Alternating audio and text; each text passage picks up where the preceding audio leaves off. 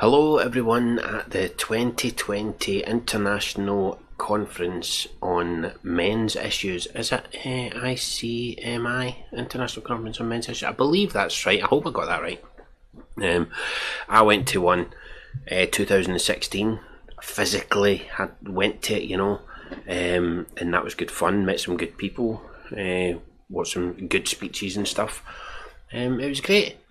But these days it's different because of the coronavirus. So if you're taking part, you'll be watching a few videos and stuff. And I don't mean this in a disrespectful way, but some of these topics can be quite depressing, like divorce and circumcision and all that, important topics. But I figure I'd just have a bit of a laugh, right? And talk about how everything, really everything, no matter what it is, always affects women negatively the most, right?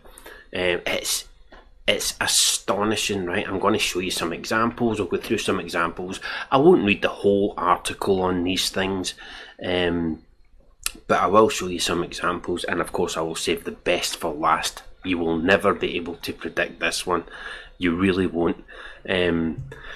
But I'll leave that for last. So as I'm making this video, I always make videos like this, right?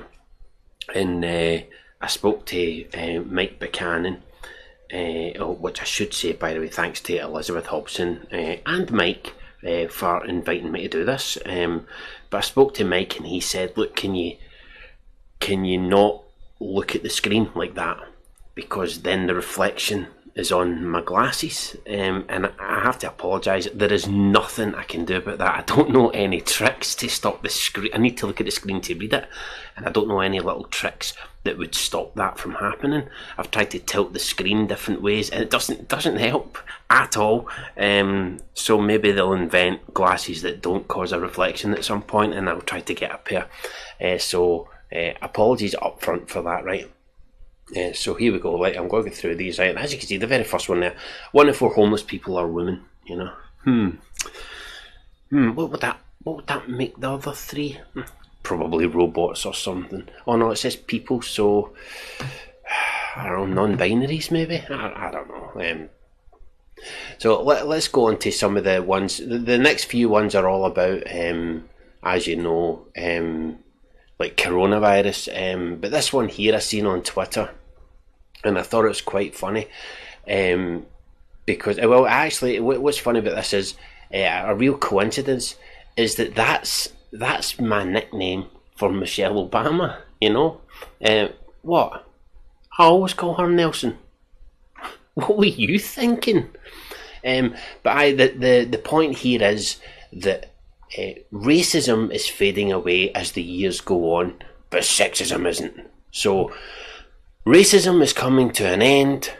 Women most affected. I mean, we're off to a great start here, and there's some quote down here from Nelson Mandela, which probably isn't important. Who cares? The point is that racism, we're still there. It still exists. You can still see it. You can still see it. But sexism is just bold. It's always there and it's in your face. They don't actually mention that Gloria, is that Gloria Allred, or it's one of the Glorias? I'm not quite sure which one it is. They don't mention that Gloria and Hillary are actually bitches. Do you know what I'm saying? Whereas Obama's not exactly a nigger, neither is Martin Luther King. Don't know if anybody really called them that, but whatever. But they are actually bitches. So it's not like sexist, is it, if it's accurate? Men can be bitches as well. But anyway, Nelson, that's my nickname for Michelle Obama. I don't know what you guys were thinking when I said that. That's terrible, terrible stuff. So here we go with the coronavirus ones, right? The pandemic has been brutal on many working mothers. Not parents. Nah. Experts say it may be uniquely unforgiving for mothers in so-called up or out fields where workers face a single high-stakes promotion decision.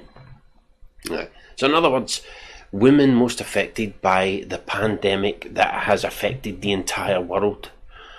Okay, Jesus.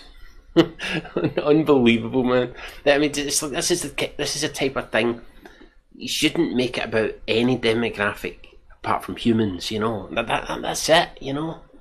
But no, everything has to be about women. They have to be made to feel special, you know. Because if they say, you know, this is brutal on many working parents, a lot of mothers, I'd like to say a minority, I'm not going to, but a lot of mothers, they get upset and say, oh, well, what do you mean parents, you know, it's mothers most of it, so they have to say mothers. The New York Times has to say mothers to make them feel better and make them feel important. Women's Equality Party, you know you're going to get some fairness from them. It says equality in their name. It says equality, therefore they must all be all about equality. You know, just like North Korea's democratic and Antifa are anti-fascists. I mean, that's how names work. You know, you wouldn't call yourself a name and not live up to that name. So we're going to get some equality here. What they're saying, women have been doing childcare, homeschooling, and domestic work. Do you know there's somebody else that does that? Who else does it? Oh, that's right. It's men. Men do it as well. But then they're more likely to be key workers. What does that mean, though? I would say, like a truck driver that delivers food to supermarkets. I'd say that was pretty key, you know, but they don't count them. They don't count them. Women's jobs are at greater risk, and doesn't that show that not really needed? And young women are now overrepresented in hospital admissions with COVID-19. They're not dying more. Men are dying more. That's a fact. But the young women are now overrepresented in hospital admissions. Right. So they're going to the hospital more. It doesn't mean they've got COVID more or dying more. No wonder women are distressed. Nah, that's not why. If none of this happened, they'd still be distressed. So it's just a load of bollocks. But as they've been doing childcare, homeschooling and domestic work, they say it like it's a bad thing. You know, in a relationship between a man and a woman, 90% of cases, I just made that up, it's the woman that wants to have the child. She's the one who says, let's start a family, let's have it. Okay, we'll start a family to shut you up. And then they complain that they do the childcare and that. I mean, that's what you signed up for. What did you expect the kids to raise themselves? They stack this like it's this terrible chore, and they don't look at it like the blessing that it is. Getting to spend time with your child, teaching them, homeschooling them, childcare, raising them, teaching them right from wrong and all that kind of stuff, and making their dinners and all that. These are a pleasure. These are a good thing. But no, for women it's so hard done by. For God's sake. This from the Telegraph. It's just showing you that it's from different, outlets, not just one. Why has there been a notable rise in COVID-19 hospitalisations of women aged between 20 and 40? Well, they do like to exaggerate their symptoms, right? You know that when a woman's got a cold, she says she's got the flu. You know that. We all know that. Ignored. They're only mentioned in every bloody media outlet there is. Ignored. Fucking hell. Politicians never shut up talking about women all the time. Ignored. Undervalued. Maybe you're as valued as you deserve. And underpaid. No, you're not underpaid. You're paid what you're worth. Well before this crisis began. Oh, that is just complete and utter bollocks. Women are ignored, undervalued and underpaid before the crisis began. Come on now.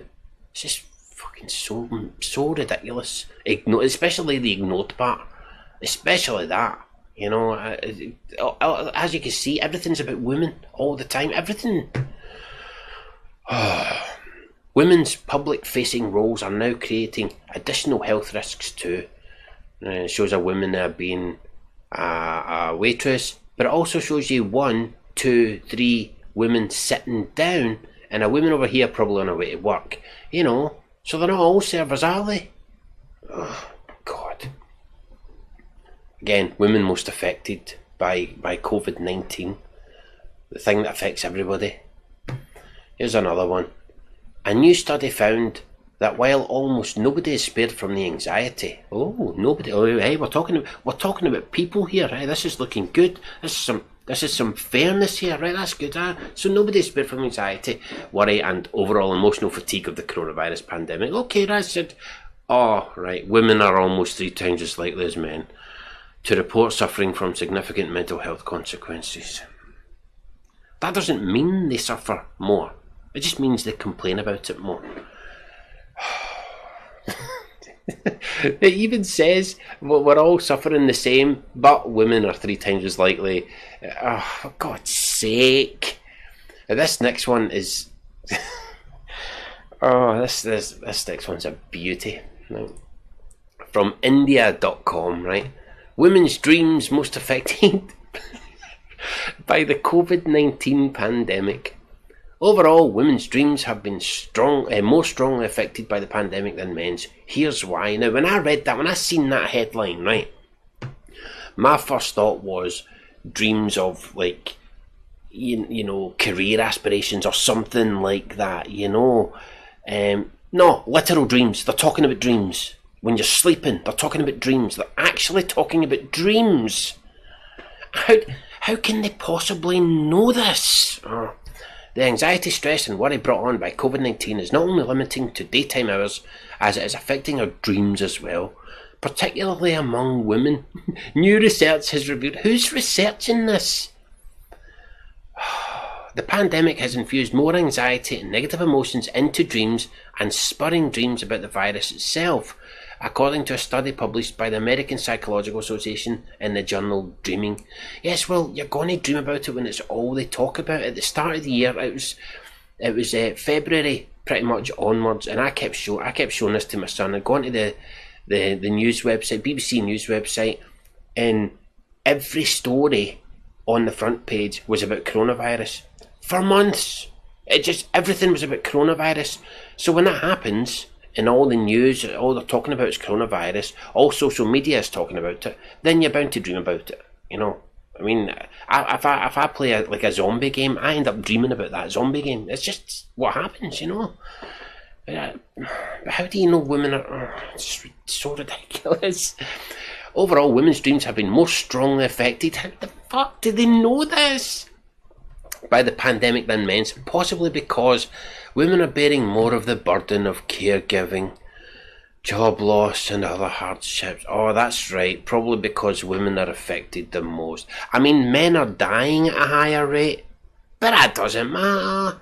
Women are caregiving or something. To reach this conclusion, here we go, we'll finding out how they get these results. Researchers went through results of 4 studies from around the world about people's dreams during the pandemic. I wasn't asked.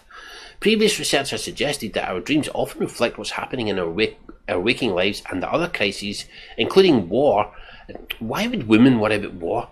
Natural disasters and terrorist attacks have led to an increase in anxious dreams. I have to be honest, right? Maybe I'm just fortunate enough to live in Scotland and I don't need to worry about war and natural disasters and, well, terrorist attacks that much. They don't affect my dreams though, you know. They just don't. I don't worry about them, you know. I'm not sitting here shitting myself thinking, oh no, there's going to be a war or an earthquake. But maybe in some other parts of the world it's possible, but come on now. But even if it is, women most affected. New research found that the same is true of COVID-19. All of these studies support the continuity hypothesis of dreaming, that dreams are consistent with their waking concern. It's all blah blah blah, isn't it? Eventually it just gets to the point. Women's dreams are most affected by the COVID pandemic. I mean, so wait a minute. Hang on a minute here. Wait. I've just realised something. How come these women have got time to dream at all? I mean, they can't have time to sleep. What with all the caregiving and homeschooling that they're doing, right? All those household chores. They can't possibly have time to dream as well, right? Are you telling me that these women are sleeping as well? I don't believe it for a second. Women stay up 24 hours a day. I don't know, because sleep affects women the most or something. What's next? How the pandemic has exacerbated the gender divide in household labour. When he helps, it's almost like the opposite of help. This is written by a man, by the way. But household labour. And it's just going into this story, and all this blah, right, okay, you do all that, a transition from a job, right, boring, who lives in Maryland, they're still trying to find a rhythm, it's all boring, it's all just get to the point where the study found that because of increasing housework and childcare, mothers have reduced their working hours. Well, maybe mothers have reduced their working hours because the father does a harder job and he can't afford to take the time off because he makes the most money. Isn't that possible? No, women are most affected. 4 to 5 times more than fathers. Yes, because the fathers are the ones doing the harder jobs. And concluded that the pandemic has made the gender gap in work hours 20 to 50% worse. That division was manifested in areas like virtual education, where almost half of the men said they do most of the educating, but only 3% of women agreed with that statement. Well, obviously, whenever a man says he does something, you know, women are going to go, no, not really, I do the most. So obviously only 3% are going to agree with that statement. Well, this is a dad here, this guy. Come on, man, eh? They fucking state him. Well, it's a BuzzFeed News. Jake told BuzzFeed News. I think we can stop there, can't we? BuzzFeed News. As the actual pages from BuzzFeed News. I didn't even notice that. But I exacerbated the gender divide in household labour. Do you know, I've never been asked. I have never had anybody come round to my door say, excuse me, who does most of the housework in your house? I mean, they would be told where to go, and I'm pretty sure most people would tell them where to go. This is like nobody's business who does the most housework, but yet they keep talking about it like it's an issue. That's something that's decided between couples. It's nobody's business. The next one, let's see what we've got here. This article provides an assessment of whether unmarried women currently face demographic shortages of marital partners in the US marriage market. One explanation for the declines in marriage is the putative shortage of economically attractive partners. See, because women are going for men with money, and that lowers the pool, you know. There's not enough men with money, women most affected, and it goes on by, there's a few articles like that, but it goes on like that, where men don't have the money to meet the standards of greedy women who are only interested in money from a man. Not his looks, not his personality, not his character, not his achievements. They do not care about any of that. All they care about is, how much money can I take from him in a divorce? And the next one here. Alcohol consumption high among women during pandemic, which doesn't sound so bad. You could look at that as a positive way and say, well, lucky women, eh? But no, it's women most affected again. It's driving some Americans to drink. New data from the RAND Corporation shows alcohol consumption has soared during the shutdown, and the numbers seem to be especially high among women. Yes. Wait a minute, hang on a minute. Are you telling me that these homeschooling, household chore doing women, they've got time to sleep, to have dreams, time to detail these dreams to researchers, and they've got time to drink more than men? I think there's something wrong with this picture. I think the numbers are skewed or something. Do women have like more hours in a day? How come they got all this time to do this crap? You know, telling researchers how much housework they do. Very strange. It was conducted in the spring. The survey found that overall frequency of drinking was up 19%. Perhaps even more troubling, women increased their heavy drinking by 41%. Jesus, 41%. I mean, they're stuck in the house. I mean, don't get me wrong, they're stuck in the house, but they're still doing all the chores, so that it's non-stop. It's totally non-stop. But they've still got, so there's nothing much else to do, so they're going to hit the wine, aren't they? What else have we got here? This is a picture here. I've actually seen this article. I covered this article in an earlier video. It's just maths is hard, right? Mathematics is hard, right? Women work longer hours than men, right? Women now work almost 34 hours a week on average, and men's average work hours fell from 45.5 hours per week to 44.8 hours. So men are doing 44.8 hours a week, women are doing 34 hours a week, and the headline is women work longer hours than men. I told you, mathematics is hard, but the point is, women most affected by doing shorter hours. They do fewer hours and they're more affected because those fewer hours are longer. Or something. Maybe they're doing like... some nerd will correct me here, but maybe they're doing like Mars hours or Jupiter hours or something. Whatever ones that are like really long. Maybe that's how they're counting it, I don't know. And they're counting the men's Earth hours. Ridiculous.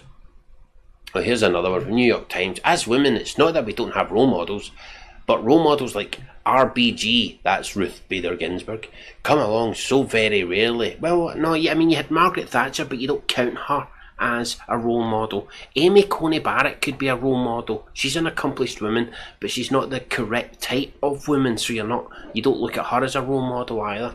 But anyway, for many women and girls, the death of Justice Ruth Bader Ginsburg was a deeply personal loss. So, just so we're clear on this, right, in case you didn't get the message, Ruth Bader Ginsburg, a Supreme Court Justice, died, I think it was of old age, right? She's like 87, and women most affected.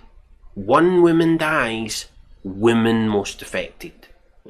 And there's also this stupid assumption that men can't have female role models, which is just silly.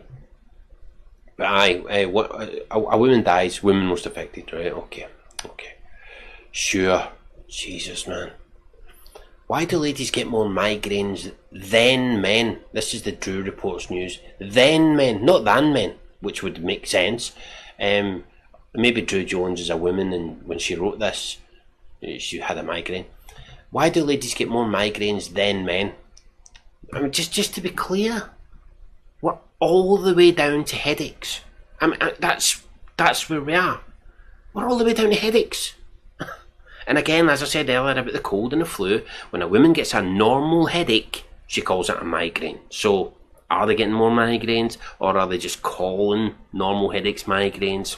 I think we know the answer to that.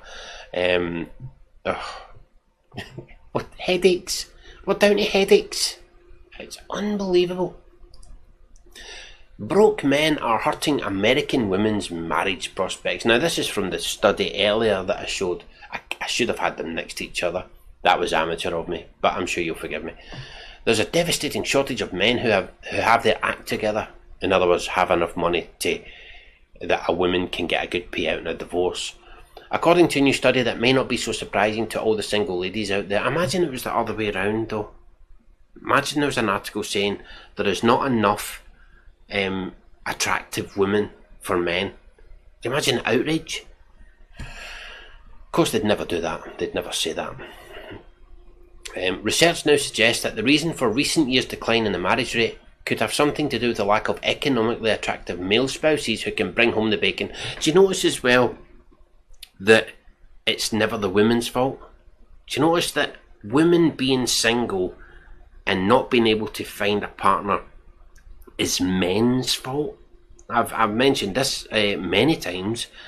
But when men can't find a partner or can't find a woman, men look in the way and they think, right, what can I change about myself to attract women, right? Whereas when women can't get men, they look out the way and say, why aren't men attracted to me? What's wrong with men? And that's a big problem for women, but they just keep doing it. This is not women's problem, apparently, that they can't attract a man. And see, the thing is as well, right? Men are very simple, not stupid simple, not like,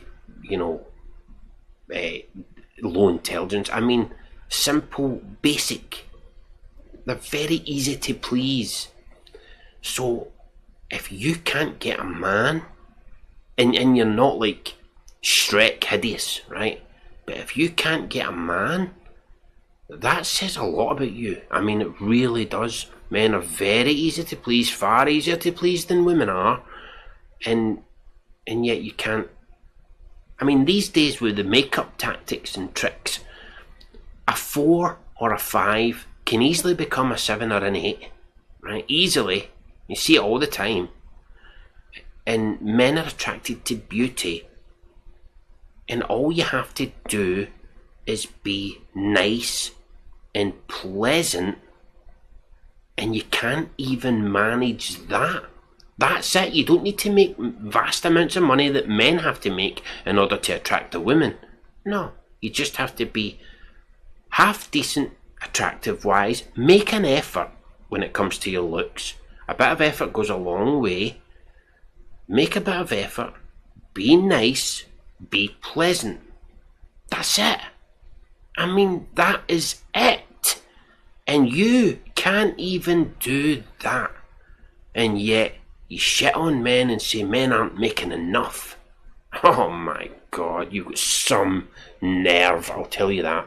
Most American women hope to marry, but current shortages of marriageable men with a stable job and a good income. You notice that? Look, men with a stable job and a good income, not men with a good personality, not men with a good character, or not men with a good sense of humour, or anything like that. Not men who are attractive, not men who take care of themselves. No, man with a good job and good income. Okay. And the women call us shallow, by the way, just in case you forgot. Makes this increasingly difficult, says Daniel Lichter. Lichter adds that unless your dream man is an Uber driver, the dearth of what's wrong with an Uber driver? It's a job, isn't it? The dearth of would-be grooms is prominent in the current gig economy of unstable, low-paying service jobs. Unless your dream man is an Uber, say an Uber driver like it's a bad thing, like it's like really the lowest of the low.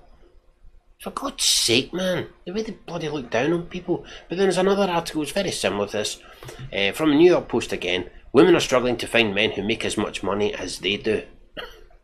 But if you're making the money, why would you need a man who also makes the money the same as you do? Why does it matter that he doesn't? See, for centuries, men have been marrying down. Women can't even marry equal. It's just, they can't take their turn, right? It's our turn to marry down now, because everything's skewed, and affirmative action means we get better jobs and all that crap, you know. So maybe we should take our turn marrying down for a few generations. No, they can't even do that. They still expect men to do it. Good God. A good man is hard to find, especially in this economy. The country is facing a crisis of broke dudes. Again, no mention of personality, character, or anything like that. None of that matters to these people, to these women, I should say. None of that matters to them. The only thing that matters, are you getting the message yet? The only thing that matters is that you have money. It's the only thing that matters. And they wonder why MGTOW is a thing. Jesus. When you go out there and you've actually got money, and you see that women are only interested in you because you've got money, obviously MGTOW is going to be a thing. Or MGTOW, how do you say it? According to new research from Cornell University, and it's left successful ladies single and disgruntled. Well, that's their problem, because they're not willing to give a guy a chance who has a good character, a good personality. You know, you're not willing to give him a chance because he doesn't have more money than you. And you complain for generations about getting into the workplace. Okay, you're into the workplace. Here's some stupid fucking job for you that we had to make up. You know, like a social commentator or some stupid crap, like a body language expert or some fucking rubbish like that. I was watching a thing on YouTube the other day, and it was just a news clip from years ago. I can't even remember what the story was. It's not important, right? But it was just this like one story, and it took 4 fucking people to tell this very short story. 2 people in the studio, right? They're sitting there, a man and a woman, of course, and then they go blah blah blah. This happened. Let's get this guy over here to come in and talk. This guy then comes in and goes blah blah blah and tells the same story, and then they go to the video of the incident, and then there's somebody else talking in the video telling us what happened. It's 4 fucking people to tell one short story, and that's what happens. All these jobs are created that are unnecessary, you know, and then a lot of these women get these jobs, and then they pay well, you know, and they get this money, and then they complain it's not men who are making more than them. They're not happy that they're making a lot. They're unhappy that men aren't making more. It's mind-boggling. In the study published in the Journal of Marriage and Family, sociologists, so there's the problem right away. Why would anybody listen to a sociologist? Everybody is a sociologist, technically. Explored America's declining. This is what I mean, sociologist. A sociologist. That's one of those jobs that just... we have to have sociologists now, because women are in the workplace. We have to have psychologists. Do we have psychiatrists? Yes, but that's serious. That's like an actual job. A psychologist is just anybody. And mostly women, so we'll make that job up as well to get women into the workplace. For fuck's sake, what a joke. Anyway, they explored America's declining marriage rate. They discovered a lack of financially eligible bachelors. But nothing else, just financially. Okay, a lack of financially eligible. Did these bachelors, did they happen to have like, you know, as I keep mentioning, did they have like a good personality? Were they nice? Were they kind? Were they friendly? Are they funny? Did they have any character about them at all? Oh no, because you're only interested in the money. And this kind of stuff, it makes women look really bad, by the way. I mean, it really does. I know they're trying to make men look bad. You know, hey, you're all broke, you're not good enough for women. But it actually makes women look bad. There are shortages of economically attractive men. Not attractive men. Economically attractive men. Lead study author Daniel, Daniel, that's right, it's a guy, the sociologist is a guy, fucking hell, tells the Post, although we like to think marriage is based on love, that'd be nice, wouldn't it? He says, it also is fundamentally an economic transaction. No, it's not, and it shouldn't be seen that way. It's disgusting. And women want partners whom they can call their equals. No, they want somebody that makes more than them so that they can rape them in family court, in divorce court, and then they don't need to work anymore because they've already raped the man who makes more than them and therefore gets half what he had. That's what they want. Let's be honest about it. I'm the only one going to be saying it, right? Lecter, who has been studying marriage for 30 years, says the gig economy and the lack of good jobs have contributed to the dearth of well-to-do dudes. Dudes, really? See, a psychiatrist wouldn't have said dudes. A sociologist would say dudes. A psychiatrist would never have said dudes.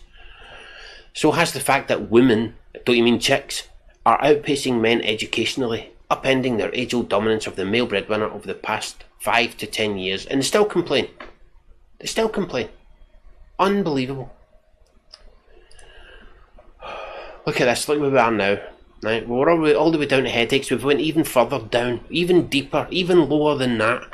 For women, running is still an act of defiance. Now we're down to running. Female runners not running for office, like actually running. Female runners have long fought for the recognition and status of male ones. Have they? Never heard of this in my life.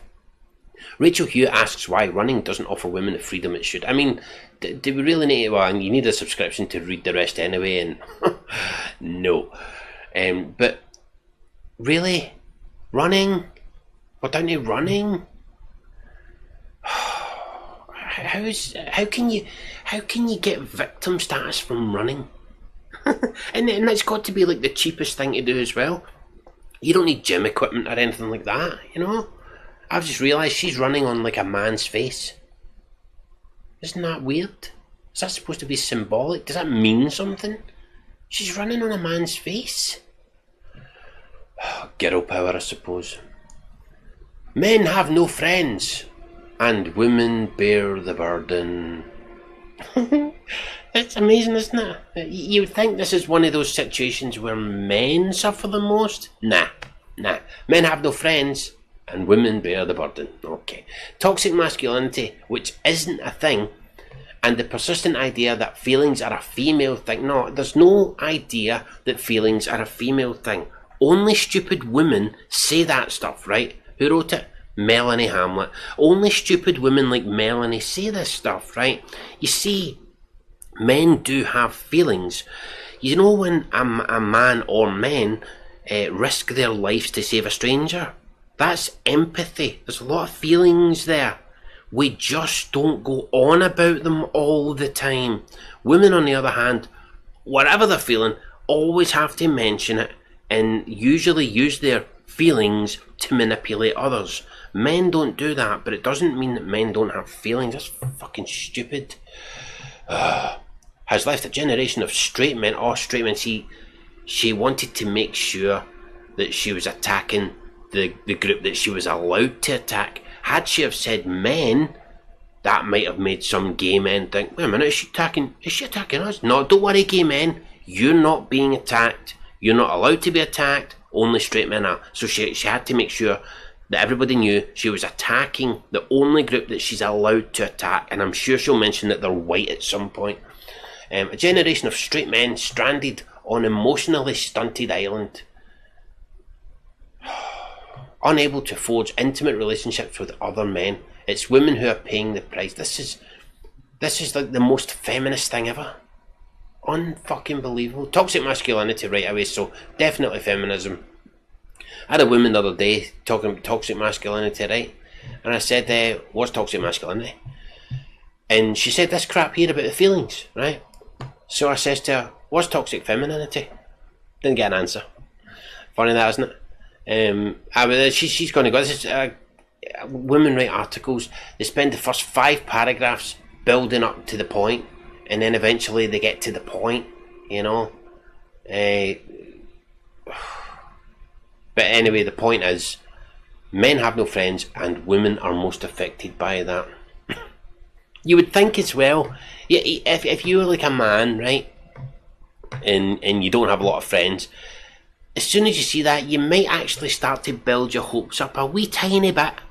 And you go, men have no friends. Oh, an article about men like me. Oh, this could be good. And women most affected. Oh, really? Oh, I thought that was about me. I thought you were going to give me some advice or something. No.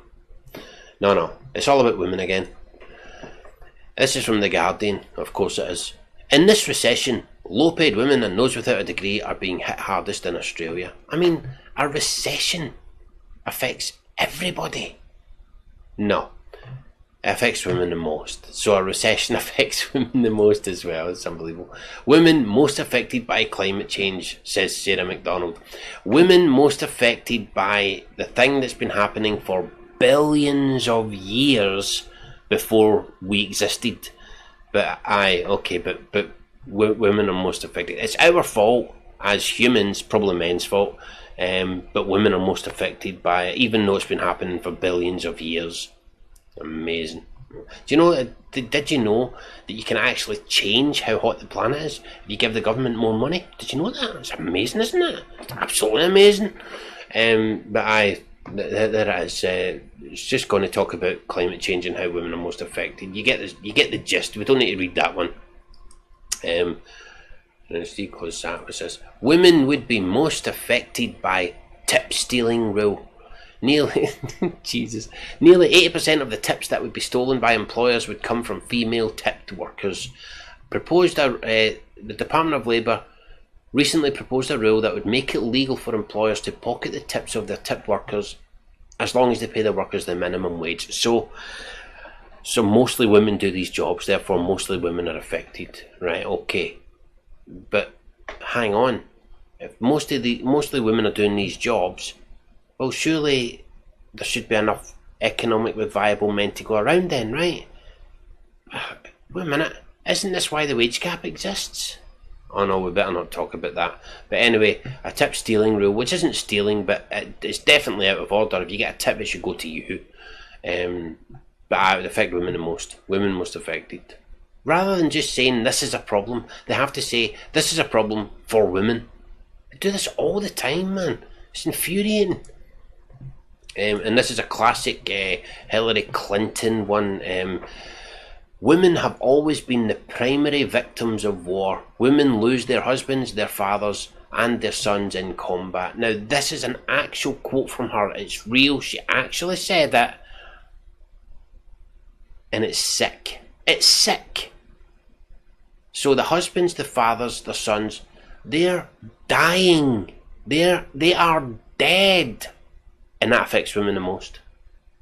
That is astonishing. It's truly astonishing.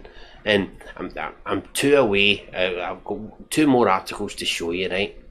And this is where it gets unbelievable. The first one is unbelievable. And the last one is... I cannot prepare you for this. I just can't. But here's this. Here's the second last one, right? How male circumcision harms women. Oh my God. I mean, how bad does it get? Strapping down 8-day-old baby boys and surgically altering their genitals. And that affects women the most. How bad does feminism have to get? Really though? Learn about the hidden negative psychological and sexual effects of circumcision and how these effects harm women in relationships with men. It's just...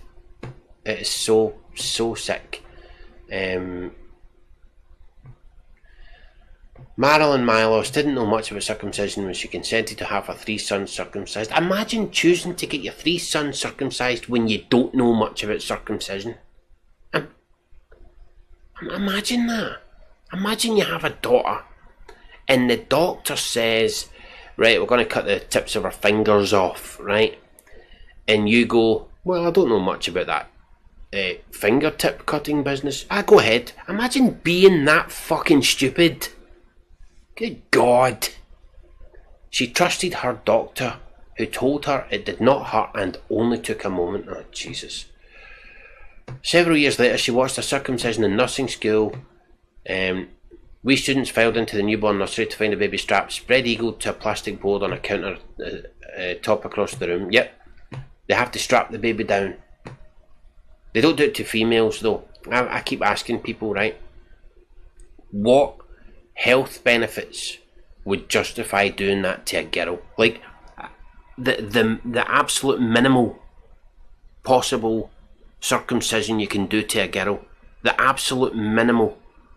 What is justification for that? What health benefits for it? So, for example, if trimming her flaps when she's 8 days old guaranteed that she would never get cancer, does that justify it? And nobody can ever say yes. Nobody can ever say yes to that. Boys, however, it saves them using soap. Absolutely sick. They just don't give a shit about males at all. Anyway, then the doctor arrived. The silence was broken. Now it goes all the way into detail that I don't want to read.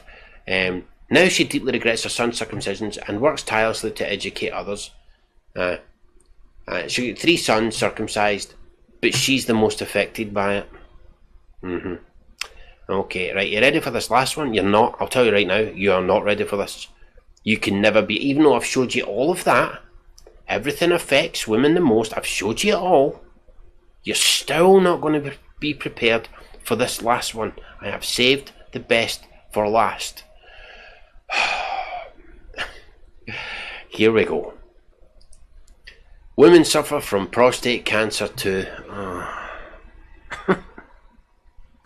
It's just so sad. And it's the same as the Hillary Clinton one. It's just almost identical, actually. For every man diagnosed with prostate cancer, there is usually a wife or partner for whom that diagnosis will mean a life changed forever. Can you fucking believe this? Right, this is from Prostate Cancer UK, right? Could you imagine going on to Breast Cancer UK or Cervical Cancer UK, right? And there's an article talking about how men suffer from cervical cancer too. Could you imagine that? Could you fucking imagine that? Of course you can't, because it would never happen. It would never happen. I know, because it happened to me. My husband suffered none of the usual symptoms, blah blah blah. Anyway, men get prostate cancer, but women suffer the most. Women are the most affected by prostate cancer. It is astonishing, truly astonishing. Anyway, I think I went on enough, showed you enough examples. They don't care about men. Everything has to be about them, and it is getting extremely tiring when this keeps happening.